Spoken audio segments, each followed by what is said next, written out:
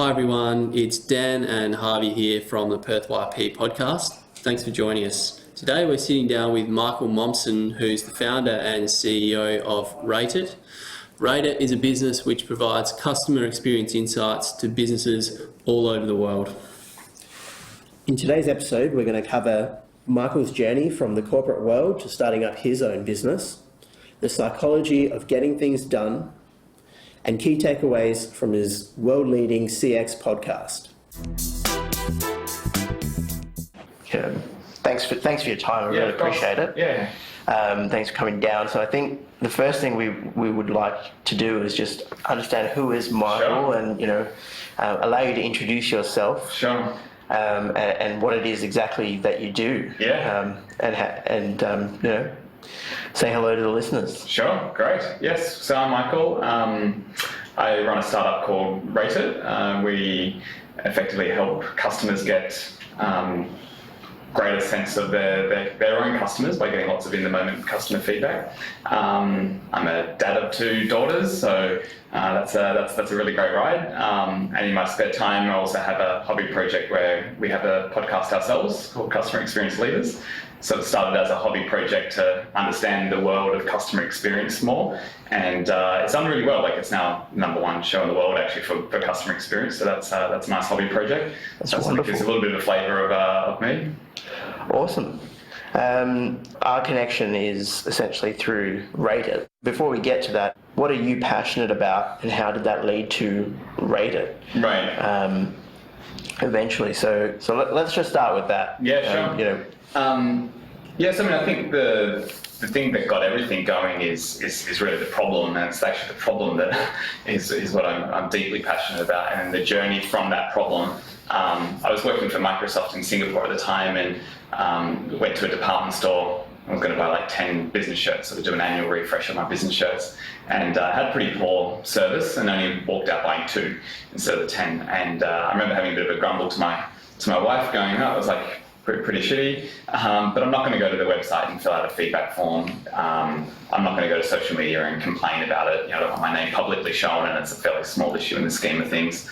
But in my day job, I was engaging with executives at retail and telcos across the region, and it was clear that customer experience is super important, and they would deeply care that they dropped the ball there, and I spent less than I planned, made my loyalties at risk.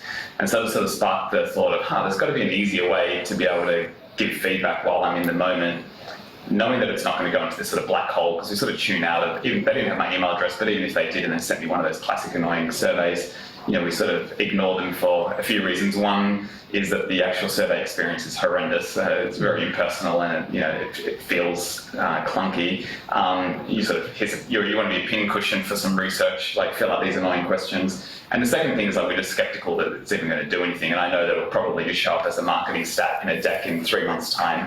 It's not really going to be connected to change that can happen tomorrow. So it sort of sparked the idea of, but there should be an easier way to empower me as a consumer to give feedback while I'm in the moment without having to fill in an annoying survey, knowing that it'll be connected through to the right teams that can actually make those future experiences better. So that problem is still a problem that we're chipping away at. It's yet to be fully solved, but that's what it is that really drives me. And I think from that problem, if you sort of go out of that core, it's what are some possible solutions for that? And so that sort of gets us into the product and sort of, constantly testing and learning about, what it is that we could build to chip away at this problem, and validating that. And then sort of once you get traction there, then a lot of it is then orchestrating the people side of things. So that sort of is an area that I'm, super passionate about, like, getting the right people on board, the leadership around that, the coaching. And then sort of once you've got that together, well, then it's sort of the evangelizing of it. So it's the sort of presenting, teaching, and coaching, and hey, like, there's something that we're really passionate about. Like,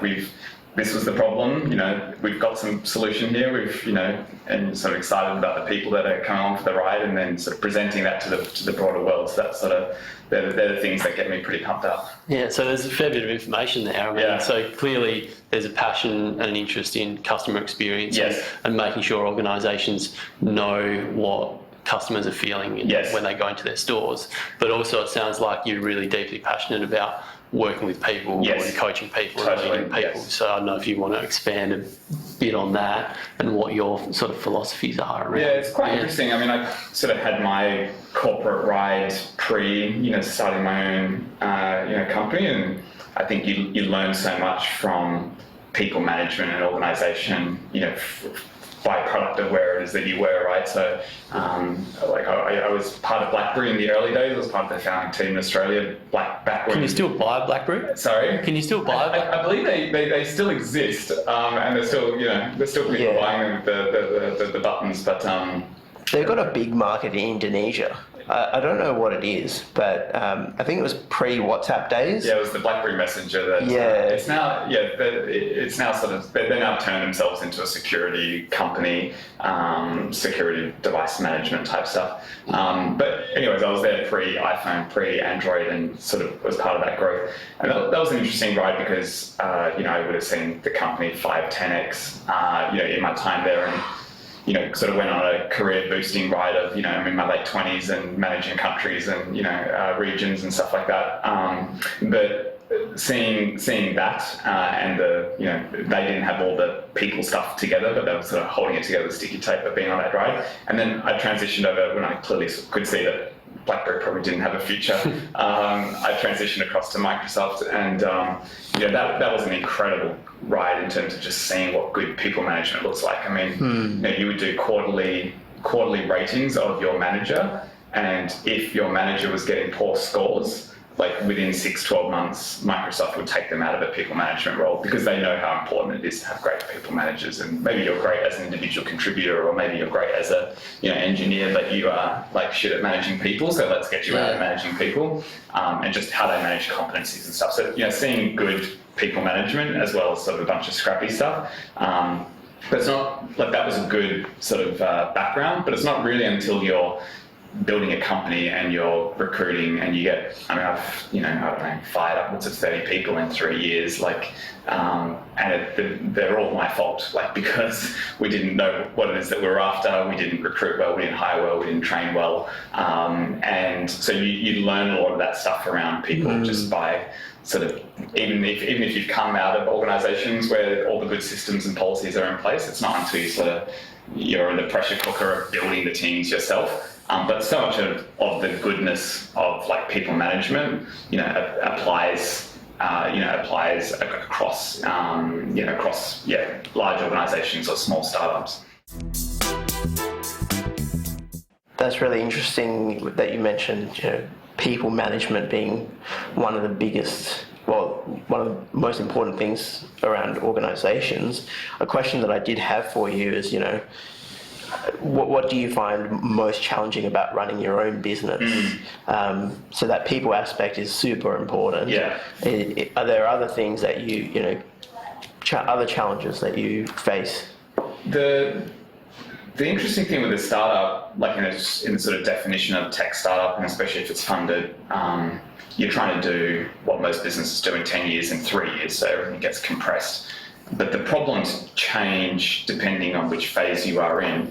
So in the first 6-12 months of the company, people is not your biggest problem. Your biggest problem is, are you really solving a problem that customers give a shit about, and can you build that, and have you really validated it, and do they love it, and will they pay for it, and can you find more customers quick enough, otherwise you will die in 12 months time. So getting the greatest people management and and structure around that, is not super top of mind. Clearly, the first 3, 4, 5 people that you hire is incredibly important because you can't do all of that on your own. But the biggest problem is we will die in 12 months' time if we haven't built something that's solving a problem and users love. And it's very easy early on to chase vanity metrics and stuff that feels like you're getting traction, but is not a substance of a new business. That's why most startups fail. That's why 95% fail, because they haven't really gotten what's known as product market fit. Haven't built a product that really can fit into a market where people will value for that. So that's the first year or so, and then it sort of transitions across into the people elements, and then can you do that stuff at scale? So can you repeatedly find new customers? Can you continue to add new value? That's then really challenging. And then like for us now, we're sort of in the third wave. And so for us now, it's like, can we find people at scale? Can we hire it right? Can we manage them well? Can we continue to focus as an organization? Because there's so many opportunities that come. There's a great quote from Richard Branson, which is, opportunities are like buses. There's always another one coming. And so how do you retain focus of a team, 2025, and there's opportunities happening everywhere. There's problems happening everywhere.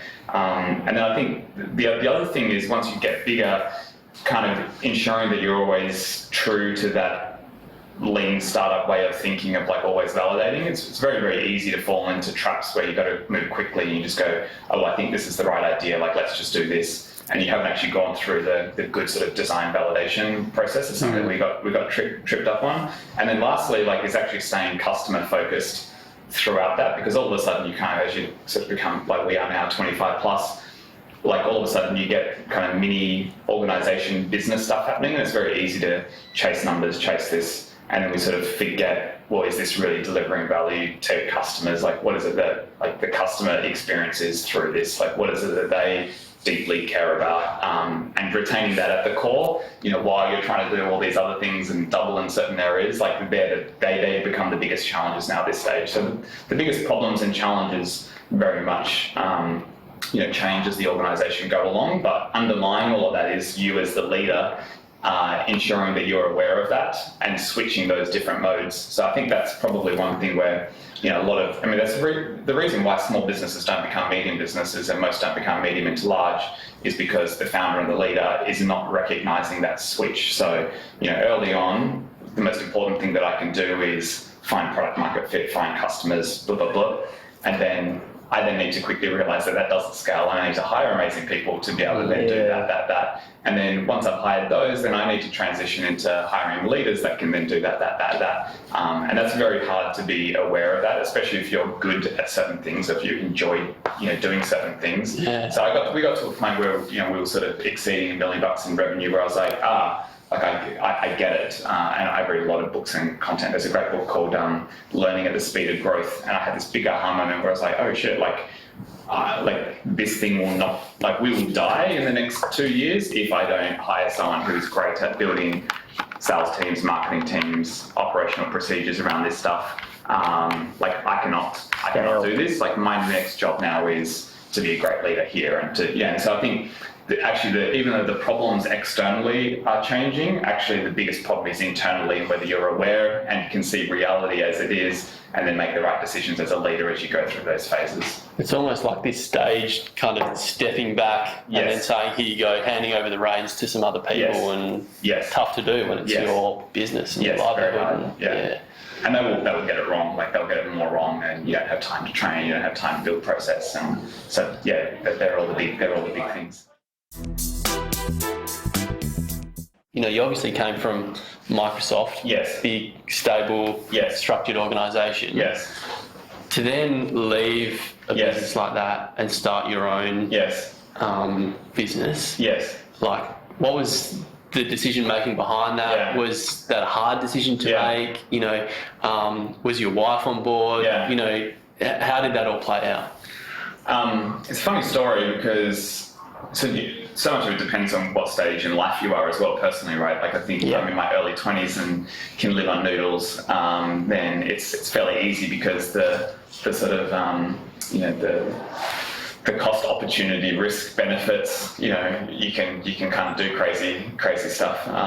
So it was particularly tough because I was I was quite fortunate. I was the youngest person to ever be in the leadership team in the APAC side, and had a fairly senior role, and Microsoft's paying for a nice 10 grand a month rental, and got mortgages in Australia and all the rest of it. And so when you're sort of two young kids, to sort of jump out of that isn't even. I can't just go, cool, I'm going to quit and pay myself 30 grand a year now. There's too many engines spinning to allow for that.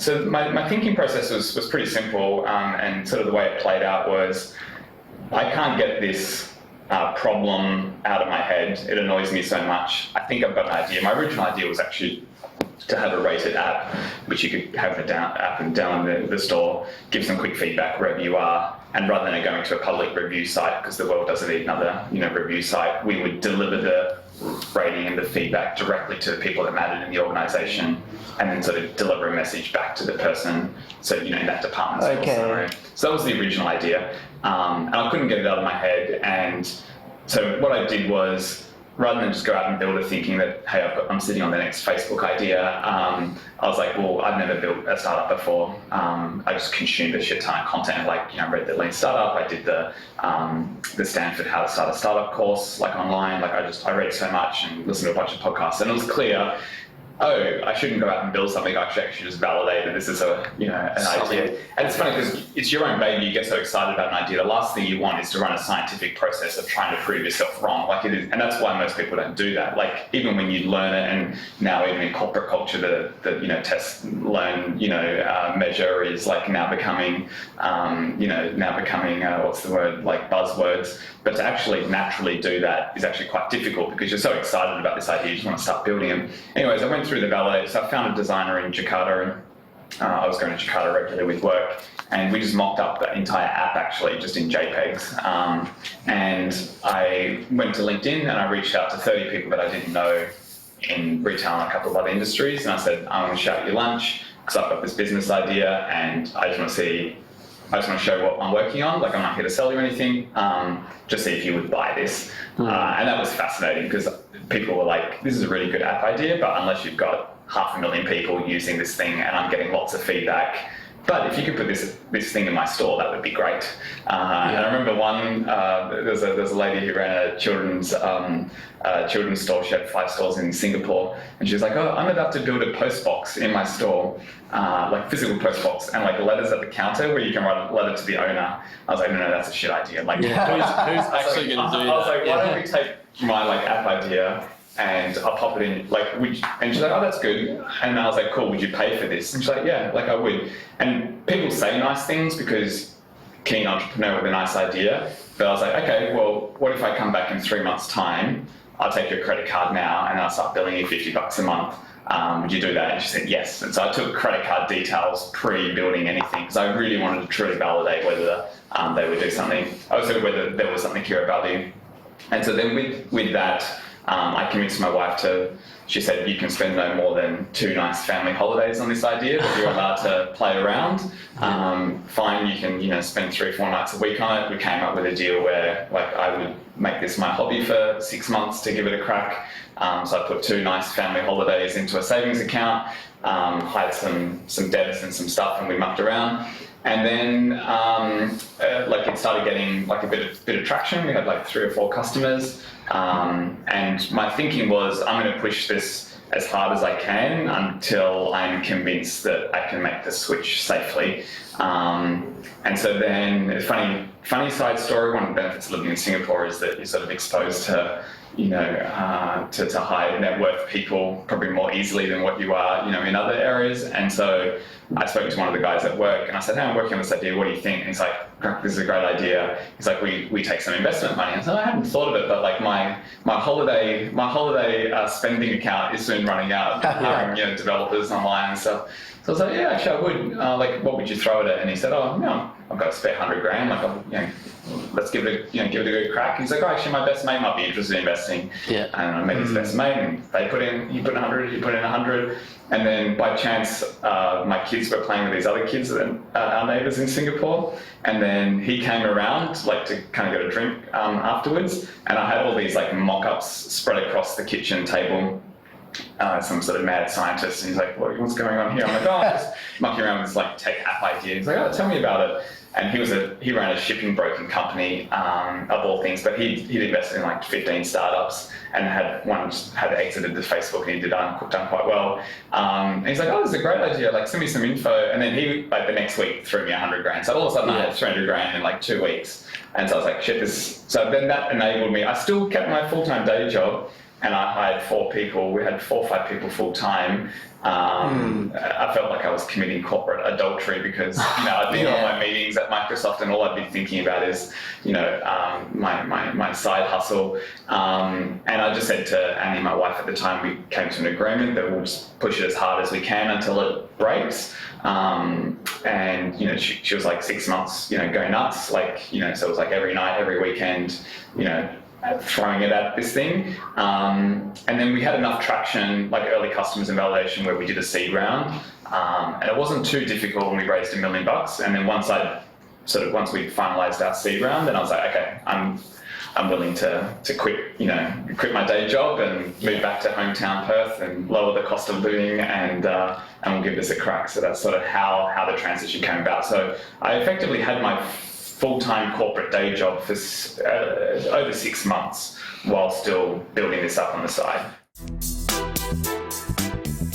So you've got that 6-month period where you're working overtime and days and nights and all of that. So how does that fit in with the rest of your life or your work-life balance in that sense? And it just doesn't, or you have to put it on. And the challenge was like my day job was when we immigrated back to Australia, I had to send this thing to prove that you're now a resident or whatever. And they had to have all the logs of when you went in and out of the country. And I was in and out of Singapore, I think 217 times in a year or something like that. It was pretty crazy. So in my day job at Microsoft, it was a pretty big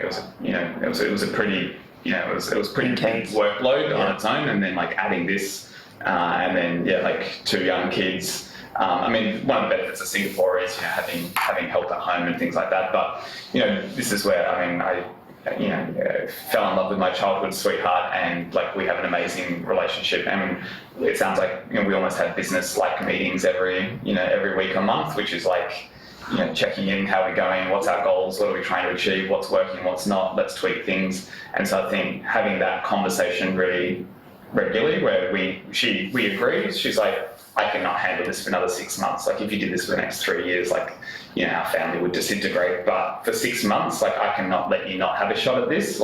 Sure. There's something here that's really interesting and it's gaining traction. I can hold down the fort and I can hold down the family. But I think we put in, deals where, there was every second Saturday I wouldn't work, and we would have a family holiday every 3 weeks for a weekend, and I wouldn't work. And so we put in those breakers, but it was very important to have that upfront. Yeah. Okay, that routine is so important. That you're balancing a lot of spinning plates, right? So that's good that you had those check-ins. Well, one other routine question I had was, today and more recently, now that you've established your kind of new day job, what's your morning routine look like? When does it start, and when do you get to work, and in between, what happens? Sure. I constantly play and tweak with this. I like the idea of routines, and I'm too much of a creative, love to shoot from the hip, love chaos, I'm an anti. I hate checklists because I feel like they're boxing me in, and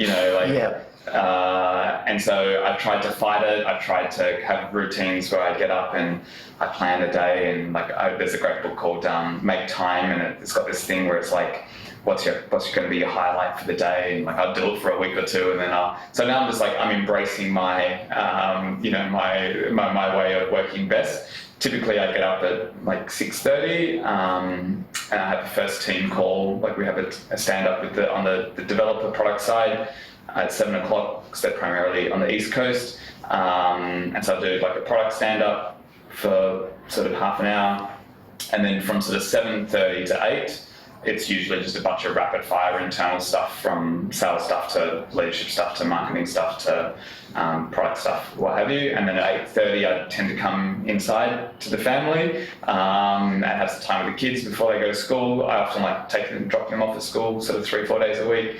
And then, straight back into it. And I'm usually back-to-backs from sort of 9 to 5:30, and then I pretty much have a hard cut-off at 5:30, and I'm in the door, family dinner, leave my phone away, turn off like internet, aren't bothered, and so 5:30 to 7:30 I'm all in with the kids and family and reading them stories and what have you. And then maybe I'd say 1 in 2, it's probably more frequent now, it's probably 5 in 7 nights, but generally speaking, if it's sort of, if it's not an intense period, it's maybe 1 in 2 nights. Like I'll sort of flip open the laptop from 7:30 to 10:30, and then like every second one, hang out with with family or friends or what have you. And I'll try to keep my weekends, certainly Saturday, very like downtime. But I'm usually reading something, or I'm thinking about a problem, or I've got mad scribble somewhere. And then often Sunday night I'm sort of planning for the week. So that sort of tends to. That's both answering your morning routine and sort of the bigger picture routine. Yeah.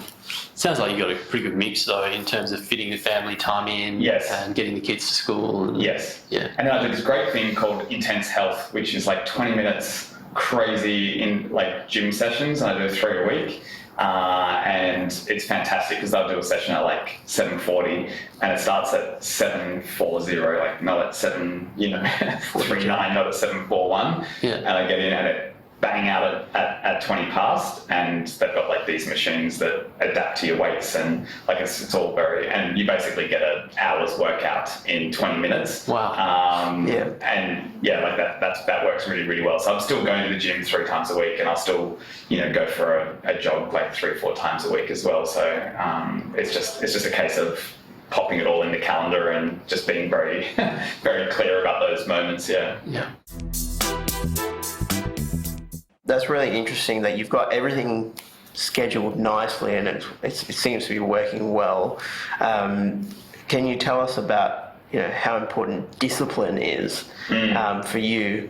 Do you ever have moments where, you might just shit hits the fan, you might have a bit of a meltdown, and nothing's going to plan? Yeah. It seems like you've got everything scheduled nicely, but surely that's not the case all 100% of the time. No, of course. Yeah, no, of course. There's I don't know if you're familiar with Jocko. Yeah.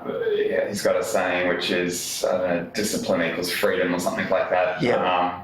And I like that in theory, but I'm not a disciplined, like no matter what routines I set up, other than if I've got scheduled meetings or things booked in, like I tend to I thrive in chaos and change. So you have to, I think, first thing is like being aware of your own personality, I think, actually, and just figuring out, like, you have to really lean into your strengths. You're not going to be able to solve all your weaknesses, but where you've got weaknesses, you need to have those buffers in place. So hiring people or setting up structures to, sort of circuit break those. So that's sort of the first thing. The second part of your question is kind of like, how do you stay motivated or focused to do the most impactful things when you're not feeling it? I'll sort of rephrase the question. And that's probably the most important question, like to someone who's driving something themselves, or is part of a team where maybe you don't have a super hands-on manager as well, actually. It's the same important thing. And so I think for that, being deeply reflective about what's going on, I found to be really important. So as an example, if I know I've got to get something important done, let's just say there's this proposal for Woolworths, true story, and it was a couple of weeks ago, and I was like, all right, I know how to frame this up, and I was going to get the team to do it, but I didn't start the work. Actually, I wouldn't even start the work. I was like, it was there, and then I was fucking around with I was still working, but I was attending to different things and different IMs, and like I realized after about half an hour, like I'm procrastinating putting this thing off.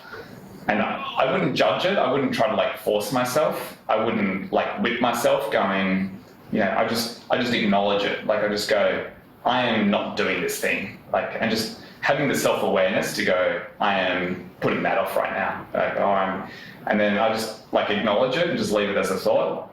Maybe I'll still be fucking around. And then I'll actually just do the mental process of like, well, why is that? Like what's actually going on? And usually when it's something that's blocking, getting started or getting something done, it's usually like you're worried about something, as in you're overwhelmed by it, like fear of failure. Like there's all these like deep amygdala brain shit that's going on that's getting in the way of getting that thing started.